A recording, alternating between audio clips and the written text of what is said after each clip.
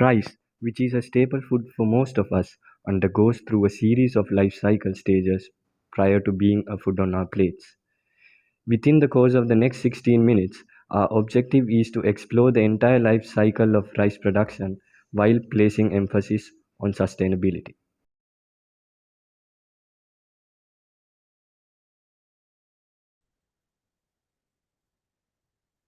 Okay, so I'll be taking you on a journey through the key life cycle stages of rice production. Our focus will be on understanding the detailed processes that bring this staple food to our tables. So let's get started.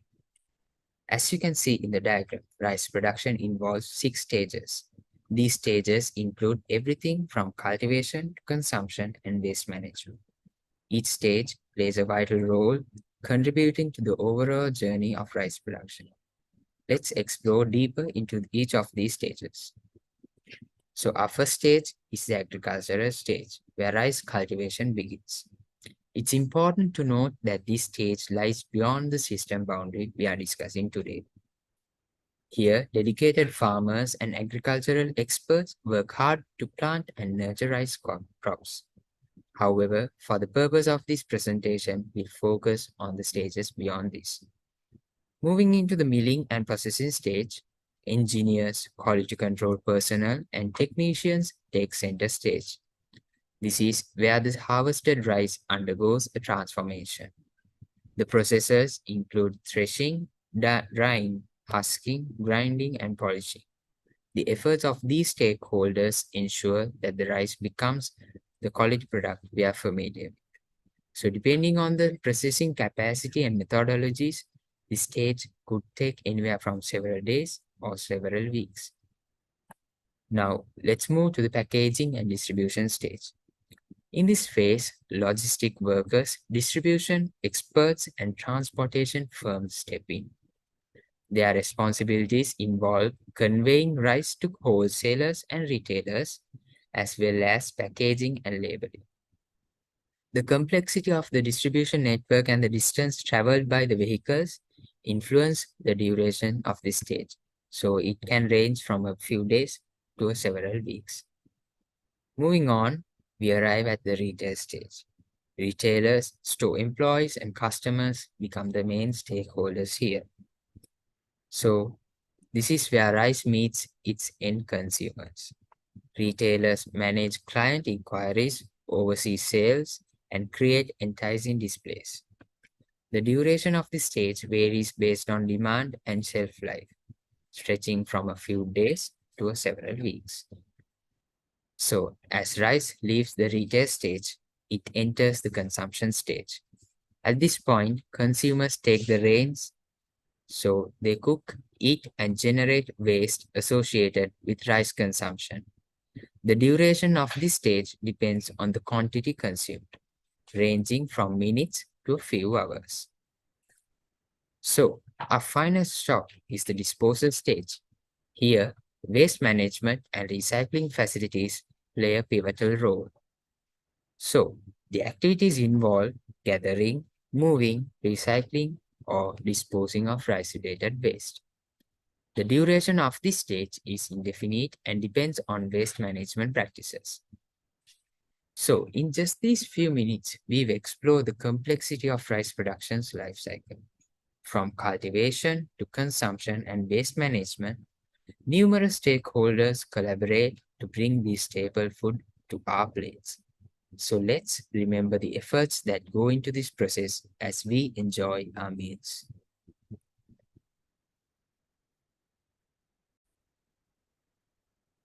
Now I am going to explain about manufacturing process of rice production.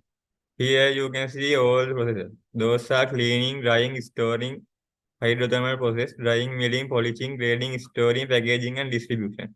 Okay, now I will explain it more clearly. As you can see, all of the inputs and output have been identified whether they are renewable sources or not, and shown in parameters.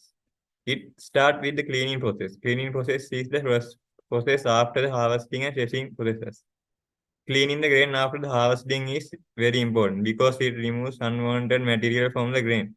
A clean grain has a higher value than a grain contaminated with chaff, feed seeds, soil trash, and other non-grain materials. It also increases the efficiency of production process. Cleaning process can be done by using machines or labor. And here, chap, weed seeds, soil trash can be obtained as the main outputs. One thing to note here is that all of the processes which have utilized fossil fuel as input always generate greenhouse gas emissions like CO2, oxides of nitrogen, and sulfur in the output stage. The next one is drying. It is the most critical post-harvest operation. When rice is harvested, it contains up to 25% moisture. A high moisture level during storage will reduce the quality of grain. So drying is very important. For this, the traditional methods or the latest methods can be used. The next one is storing. The objective of any grain storage is to provide safe storage for the grain to prevent damage from adverse weather, moisture, rodents, birds, insects, and microorganisms such as fungi. The next process is hydrothermal process. Hydrothermal treatment of rice called parboiling. It is an ancient traditional process. It consists of soaking rough rice in wastewater and steam it. And it both reduce the level of grain breakage and increase head yield of rice during milling. This step can be skipped if desired, but it leads to a decrease in the quality of the product. The next one is drying. After this hydrothermal process, we have to go to a drying process to remove the moisture in the rice. And as before, here also water vapor is obtained as the output. The next one is milling process. Milling is a crucial step in rice production. The basic objective of a rice milling system is to remove the husks and the bran layers and produce a element. White rice kernel that is sufficiently milled and free from impurities. Depending on the requirements of the customer, the rice should have a minimum number of broken kernels. Machines are widely used for this nowadays. Here the rice bran obtained as the main output. The next one is polishing. White rice is produced from brown rice by removing the bran layer and the germ. The bran layer is removed from kernel by applying friction to the grain surface, either by rubbing the grain against the abrasive surface or against each other. The next one is grading. The main factors used in the current rice grading system are based on grain composition, milling quality, defects, and moisture content of rice. The purpose of grain composition analysis is to determine the percentage of kernels, empty rice, large chips, small chips, and beer or chips. The next process is storing. Storing can be done by machine or labor. The next one is packaging. Here the rice is packed to be sent to the market, and the distribution is the final process here. Here the packed rice is distributed to the market. Machine and labor are also used in this process. So this is the end of the rice manufacturing process. Thank you. I'm going to present task 3, which is proposing a functional unit. What is a functional unit? It is basically a means of comparing sustainability of a product with similar commodities. A functional unit is vital in the goal and scope definition of the life cycle assessment of a certain product. So the functional unit I've chosen is 1 kilogram of packed rice. So specifically, I'll explain why 1 kilogram of packaged rice as a functional unit is a justifiable and effective choice. The first and the main reason is because 1 kilogram is an SI unit. The kilogram, a fundamental SI unit of mass, is universally understood and employed across scientific, industrial, and everyday contexts. By adopting this unit, we ensure clear communication and comparability in the life cycle assessment. The next reason, consumer relevance. Using 1 kilogram of packaged rice as a functional unit is a decision grounded in consumer relevance. The functional unit I've chosen is a quantity that consumers can easily relate to and understand. And it also represents a typical purchase size for households, making the life cycle assessment results more relatable and applicable to everyday choices. The next reason, accurate comparison. Precision is vital in comparing product sustainability. In this case, a smallest functional unit like 1 kilogram enables us to draw detailed and accurate comparisons with other goods. This level of specificity allows us to find subtle differences in environmental impacts between alternative products. The next reason we have is reduced complexity. Now, just assume we choose tons as a functional unit. If we do that, it might be suitable for larger scale industrial comparisons, but it can introduce unnecessary complexity when assessing the environmental impact of a consumer oriented product like packaged rice.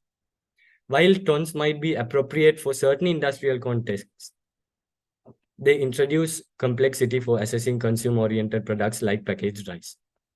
So, by choosing 1 kilogram, we keep our assessment straightforward and relatable, making it more accessible to a wider audience. The next reason, ease of data collection. Gathering accurate and specific data for a functional unit of 1 kilogram is generally easier and more feasible than collecting data for large quantities like tons and hectares. So, in conclusion, I would like to add the fact that the decision to use 1 kilogram of packaged rice as our functional unit for this particular life cycle assessment of rice production is firmly rooted in consumer relevance, accurate comparison, and the principles of transparency and education. I'm going to explain task 4, which is investigating usage and disposal stages of rice production. At the heart of rice production lies its usage stage. Let's start by examining the input and output of stage while focusing on sustainability. Inputs.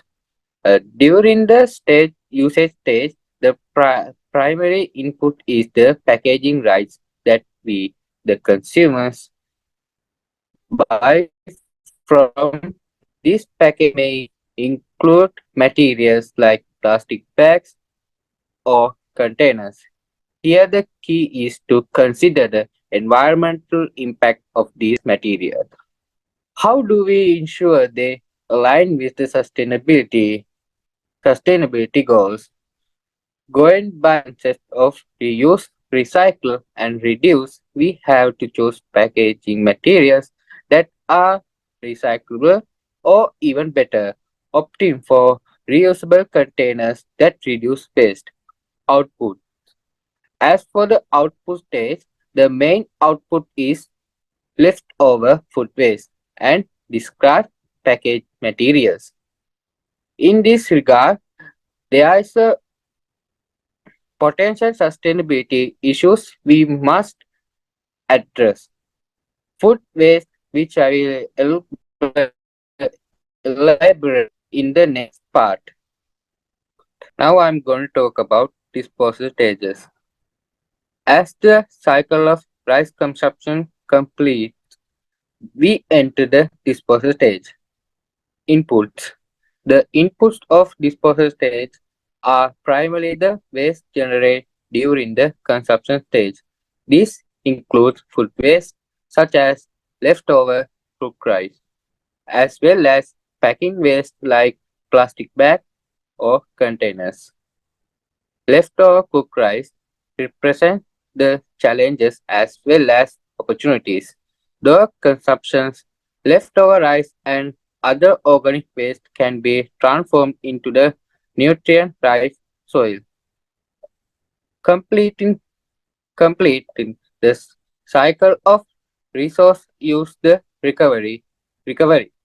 This act of turning food waste into a resource in a small step that contribute to reducing our ecological footprint.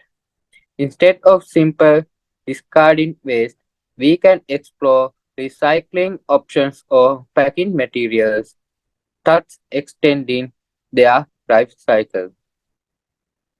On the other hand, leftover food waste can be used to generate energy through the process of biogas generation, making sure that waste does not end up in the landfills. By segregating waste at the source and recycling materials like plastic, paper, we contribute to reducing the strain on natural resources and minimize the land pollution. These are the references we've used to find out the information for the presentation. That's it. Thank you.